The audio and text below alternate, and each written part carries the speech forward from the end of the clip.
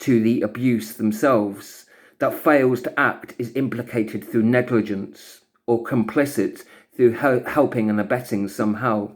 So in the interest of self-preservation, people tend to cover for others who are doing the same thing that they are doing in the same place.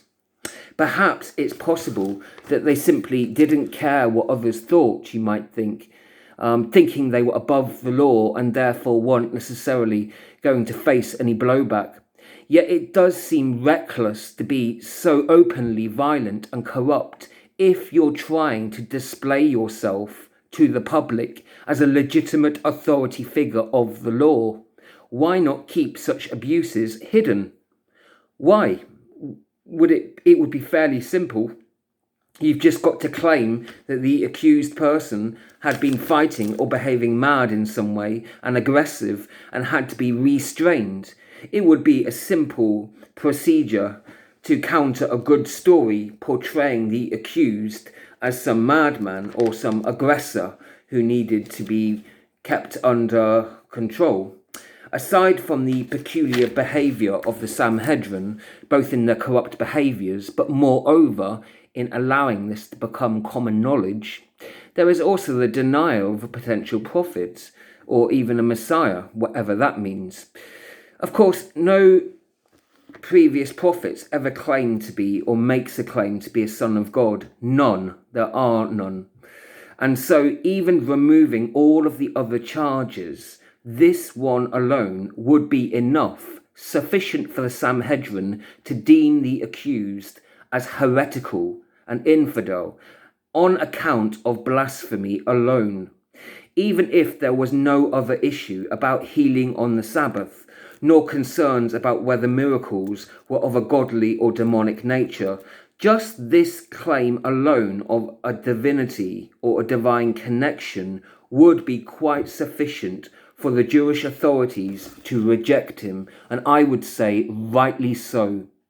There is a reason why every prophet claims to only be human, having the capacity therefore for good and bad behaviour, being limited in our knowledge about the world, being not limited in our capacity to be compassionate and caring to others, being limited in our amount of power that we have over others, being limited in our jurisdiction, in our ability to judge others, being limited in all things, limited in terms of our space, in our relations to others, and indeed in our time on this planet. These are all limitations which all humans face indeed. And this is a reason why every prophet claims to be of human nature, having both the capacity for good and bad moral behaviour, rather than a godly omnibenevolence. Every prophet has their own particular flaws, born both of circumstances, but also sometimes of their own making as well. It is in the struggle to overcome these flaws where they can also relate to other people's struggles, and those struggles are one. Similarly, all people are limited also in our power, in our knowledge, in the space we inhabit, in the time we do, as well as in our own moralities.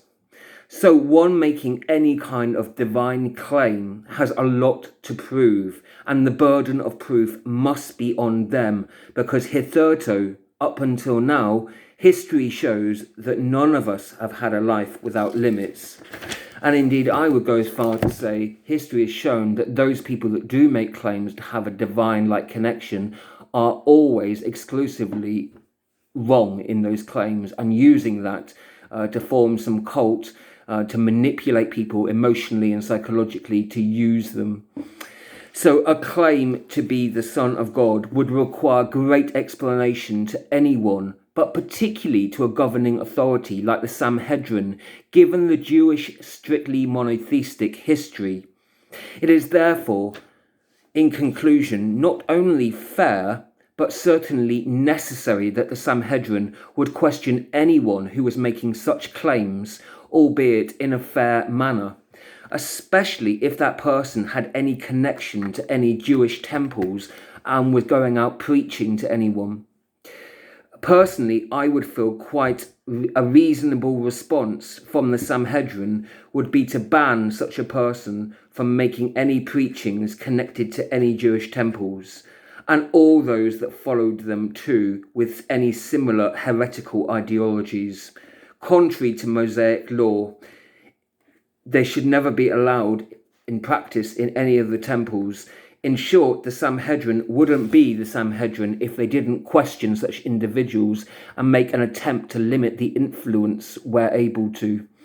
Of course, no explanation as to the blasphemous charges are given, whether that's because there were none or that there were not any recorded, we cannot be sure. There seems just too little detail to make an accurate assessment. The poverty of information given leaves us with insufficient knowledge to actually know why these beliefs exist and on what premise is it that the Son of God claim was made. It cannot be because of miracles alone. Many prophets are used by God to perform miracles. So the most crucial thing to know why this Jesus had made these claims, or the followers, is not given within the trial context. Does this mean there is no justifiable reason, or is it simply not referred to at the Sanhedrin court? And if not, why not? Since surely that would form part of his defence. Indeed, in general, it seems surprising the accused doesn't attempt to make a reasonable defence himself, representing himself, especially given his reported interests in both the law and in theology. Given that he's reported often to quote scripture, one might expect, having his day in court, to be full of reasoned arguments, quoting chapter and verse. There can be two possible reasons why no defence is offered.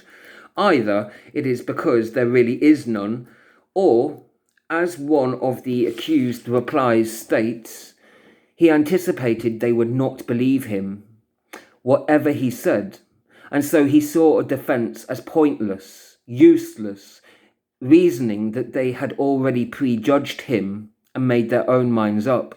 And given the reported degradation of the trial, there might be a third reason of not wanting to provoke them to any more anger than they had already showed. Still, I feel that despite the unfairness, it might not have been that giving them the truth could actually have helped to change their hearts and minds. It's much harder to believe someone if you don't actually get to hear their defence or what they really believe. How can you assess how credible that person is or not if you don't have any answers or discussion or dialogue with them? It would be much harder to accept anything someone said if they didn't provide any reliable explanations or any justifications at all. Or if they were really that angry to resort to such violence and intimidation, perhaps they were so deaf to his responses that maybe a defence would have been useless. I might have also expected him to appeal to some common ground, mutually held beliefs in the prophets, in the Mosaic laws, but more importantly in God. Or if he felt that was lacking somehow, then perhaps he could have made counterclaims against them, alleging where he felt that they had behaved badly. I suppose this is part of the theory of the accounts, that in his sermons he does sometimes accuse some Jewish leaders of being immoral in a variety of ways. He allegedly accuses them of using the temple in one case for money laundering, degenerating its sanctity, and on occasions refers to some Jewish authorities in negative terms. So could they, the Sanhedrin, be putting him on trial in response or in retaliation to his sermons that sometimes appeared condemning them? Did they feel that he had put them on trial and that his influence might threaten their perceived legitimacy of the perceived legitimacy of their positions? Yet here I am reminded of one of the alleged sayings in the reports of this Jesus. By the same token as you judge others, you yourselves will be judged. Was he fair in judging them? Did he recognize and praise others' virtues as well as criticizing any flaws they may have had? In fact, there seems so many anti-Semitic, or if you'd rather, anti-Jewish sentiments of his reported, that one has to sometimes be reminded that he was of Jewish heritage even, and spoke a Semitic language. Even so, perhaps he was critical of only some Jewish practices in general, in particular, rather than in general. So if the Sanhedrin is corrupt and or angry at his speeches against them, perhaps they had a motive to set up an unfair trial, which is not really much of a proper trial if their accounts are accurate. The trial was merely a show so they can say that he was guilty and hand him over to the Romans. Yet the lingering question is still there. If it's that, an unfair trial made to look fair, official, then how does it later come to be reported that the Sanhedrin employed such corrupt methods? How does this become such public knowledge? It seems plausible that they staged a show trial to finish off the career, his talks, to silence his criticisms of them. It's a reasonable theory. No wonder many people believe it. Yet it seems just as plausible that the Romans themselves could have forged documents portraying the Sanhedrin as corrupt and their prophet as some pagan idol in an effort to prevent the spread of the monotheistic doctrine spreading further. Either theory could be plausible, since I don't have memories of the times. I can only deduce from comparing the figure of Jesus to my own life and consider also what seems most probable and most plausible for different people to do at their given times. Yet the information we have from them is minimal, and even when we have a lot, even then, how can we know what historical records are true after so long and what are fabricated? We know the state of the world today in reports that there's so much truth and deception. Was that not the case thousands of years ago? I currently remain agnostic and undecided about so much, feeling there is still so much more to learn about this case. But unfortunately, sadly, I feel that too many people have made up their minds without knowing at all and have put it all on blind faith. And I think that that's the wrong way to do things, really, in any investigation in life. And I sure wouldn't want any court to convict me of that on blind faith at all.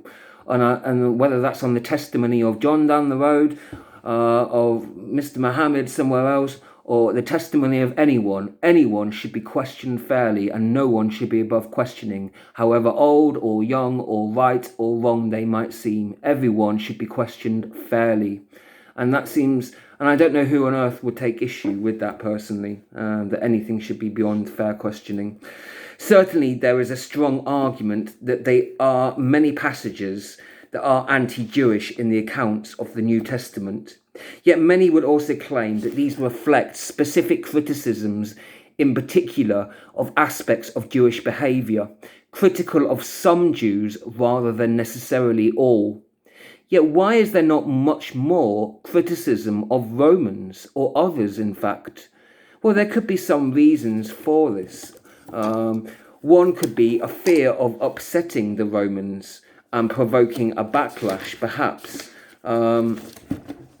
Yet if there was a fear of Roman retaliation, censored reporting of the criticisms of Romans, then why do reports suggest Jesus is preaching openly and giving various public sermons and not in hiding, and going with Roman guards, even to torturous executions, say the reports, talking candidly to an emperor, Caesar, and to guards? Does this sound like a person driven by fear? Wouldn't he be more afraid of God's judgment and the other Jews' judgment and the other public's judgment, but more importantly, God's judgment of him? Surely, because God could destroy our soul or bring us back, and who has more power and authority?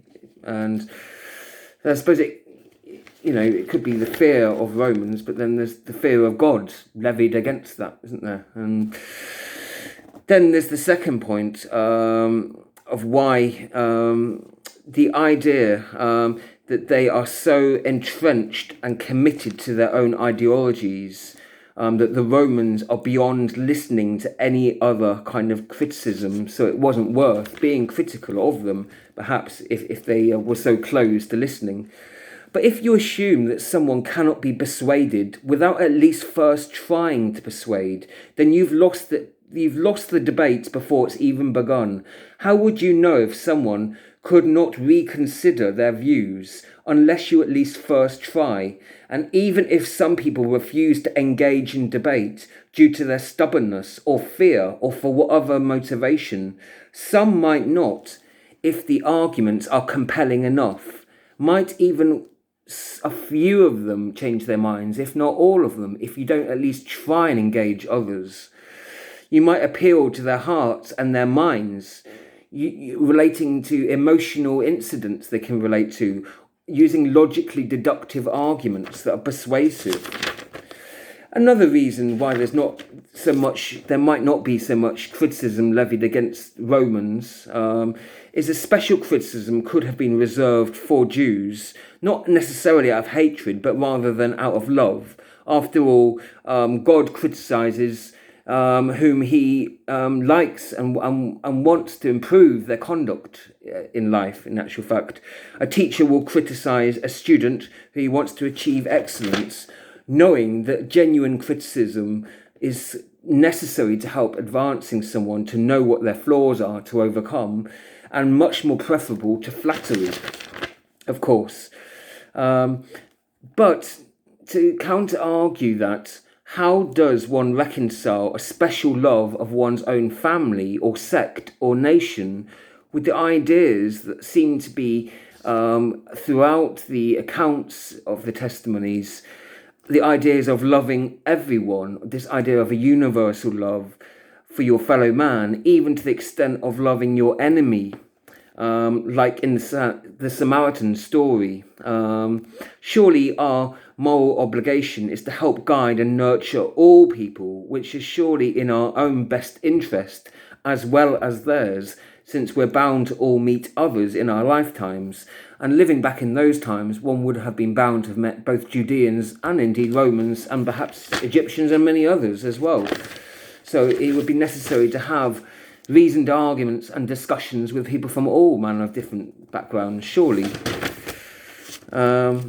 Surely you would want to have arguments to all people that you encountered. There's a fourth reason why you might not have so many arguments aimed at Romans. One is not really properly qualified to criticize something on a forensic level where one is adequately qualified. A fellow singer or musician is best placed to judge another singer rather than a member of the public not trained. Not that they will know nothing, but their criticism will not be so relevant due to a lack of expertise. It might be that someone trained in Jewish law and Jewish theology is better, therefore, qualified to criticize rather than someone trained in Roman laws or Roman theology. However, I would say, yes, there's probably some truth in that, but living within the Roman Empire, one would surely become familiar with both Roman customs and practices and their laws, and how that it would affect yourself and your brethren too, as well as the Jewish laws.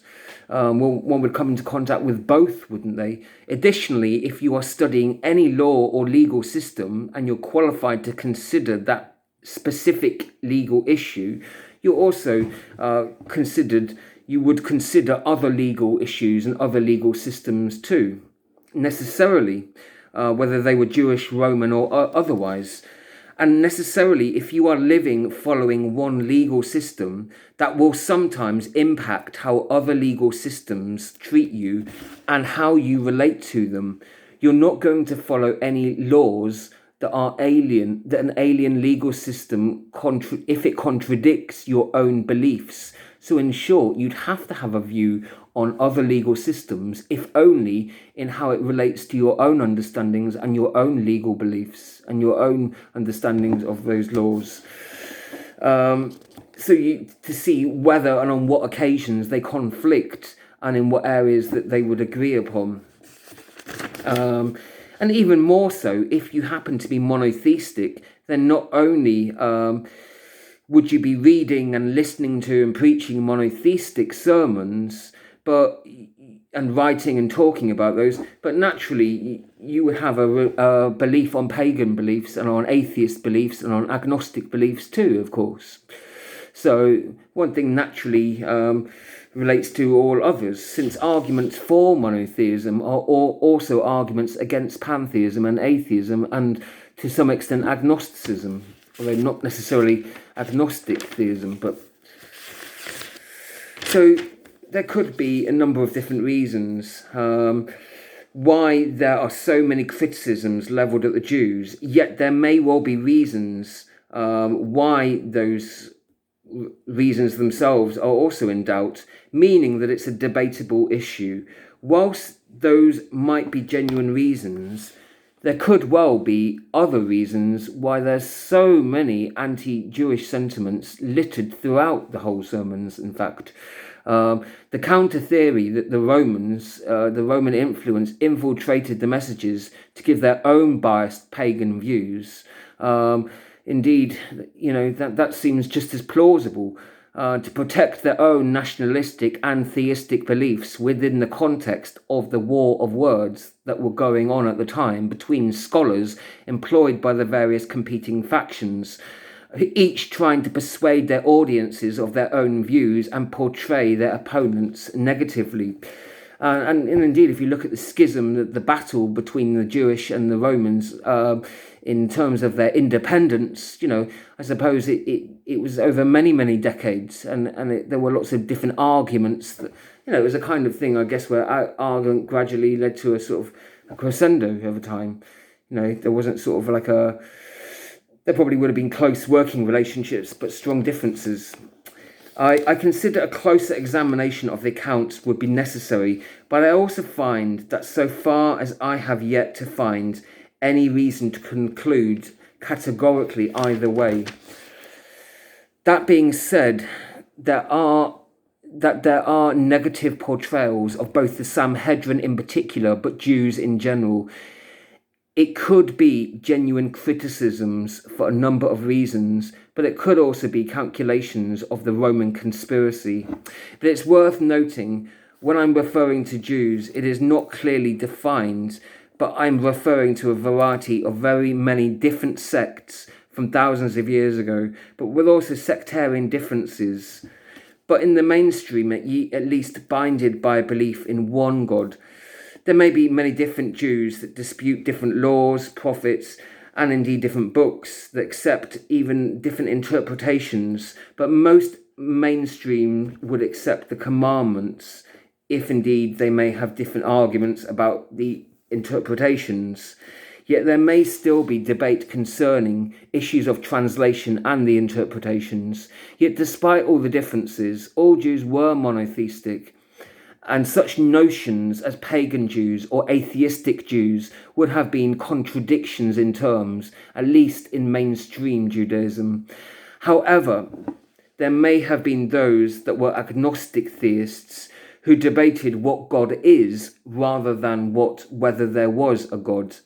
The source of much debate, there have been some debates whether one can be an atheist or pagan Jew, but for the mainstream Judaism, and certainly therefore religious authorities like the Sanhedrin, these views would be considered heretical.